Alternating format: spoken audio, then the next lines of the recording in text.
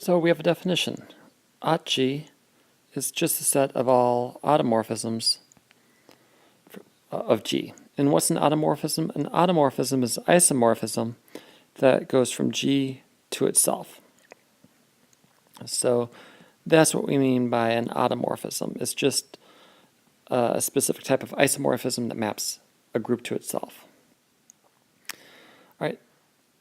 InnG is a set of inner automorphisms. What's an inner automorphism? You can define phi of G of X is equal to G inverse X G.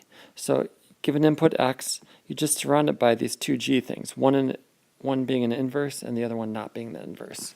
And it's easy to check to see that that's an isomorphism. So inner automorphisms are indeed isomorphisms. They're automorphisms. They map G to itself in their isomorphisms.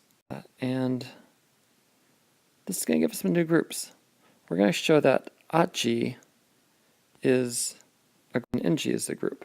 So AutG is a group and InnG is a group. And so InnG is going to be a subgroup of AutG. Okay, so here's what it is. This is going to be a group. The elements are going to be automorphisms of G. Again, those are just isomorphisms from G to itself. And the group operation is... So let's go through it. We're going to show that the forms hold. So the identity is going to be what you'd expect. The identity is just, we're going to map X to itself. So, right, if we have any other automorphism and some X, the identity composed with is just that. But the identity just maps whatever the input is to itself. So this should equal phi of G because you just spit back the input and the input like that. Okay, but that's also, we can look at the other way.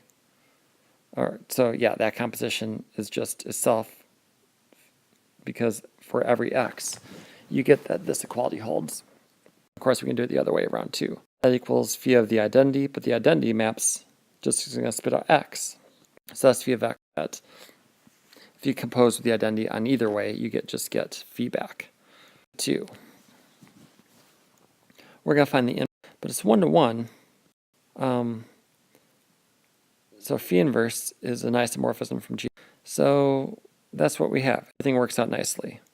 Right? That's what it means to be an inverse. Because isomorphisms are 1-to-1 and automorphisms are isomorphisms, we just take the natural inverse and that works out well because function composition, the inverse under function composition just returns X, which is the identity. All right, let's look at associativity.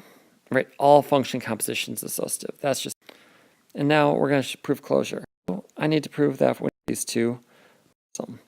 So it definitely maps to the right place because psi is going to take an input G from that G, and it's going to output an element to that G.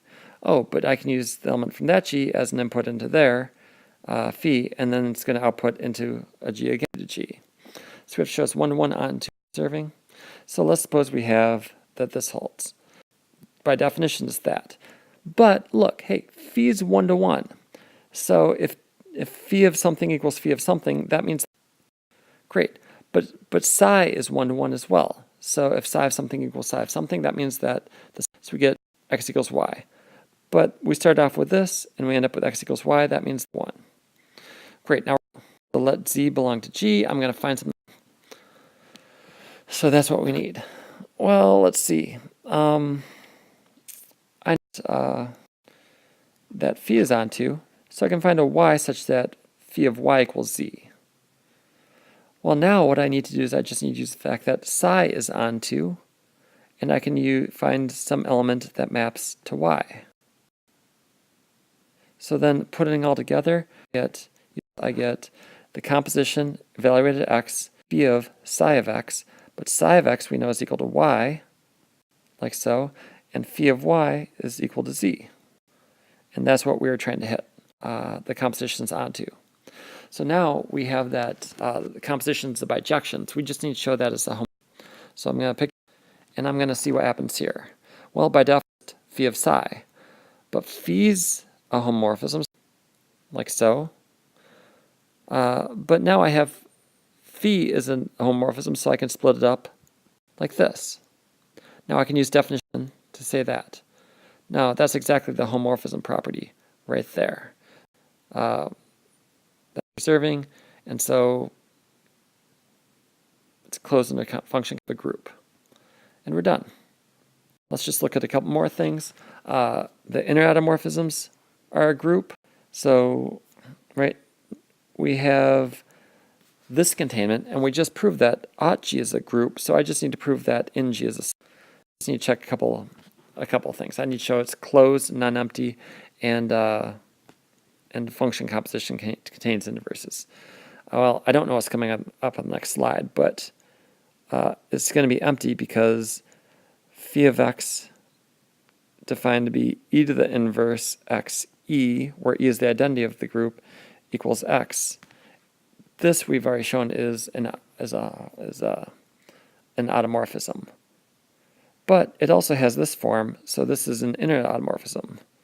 So phi belongs to InnG, so we know that this is non-empty. Great, so I improved this on the slides. Oh, hey, look at that to do it. There. So it's non-empty. All right, so now what I'm going to do is I'm going to take an element. Here's an inner automorphism. I need to find its inverse. And the inverse, I should be able to map them together to get just x. Well, it's not too bad. The natural thing, the inverse is going to be you take inverses of the g's and see what happens. Right? By definition, this is going to be g x inverse. Oh, well, by definition, it's going to be that. So it's going to be phi of, like so. And now I can take phi, and that puts a g inverse on the outside on the left, and g on the and then I end up with that, like so. Well, those two are going to cancel. Those two are going to cancel x. So I get that the composition equals x. But x, if that's true for all, then I get the identity. Not everything. Wait, 2.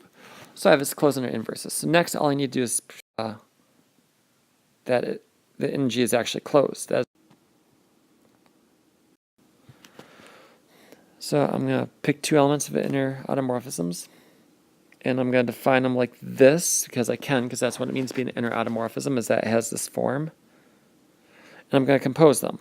When I compose, I get something else that's an inner automorphism. Well, let's see what happens. G, like that, but psi is equal to, it's equal to h's, so I get phi of, and then psi and phi means I'm going to put g's around that, like that. Oh, but look, I can write that as hg. I can write this as inverse, like that, and that is, so I get the composition looks like this. So this is an inner automorphism because there's a group element that I conjugate by. In other words, I multiply by the inverse there and the regular element there. So instead of having g or h, the composition gives me that the conjugation is done by gh. What we get inner automorphism, so it's closed under function. And so InnG, the inner automorphisms G is a subgroup. So and that's all. Thank you.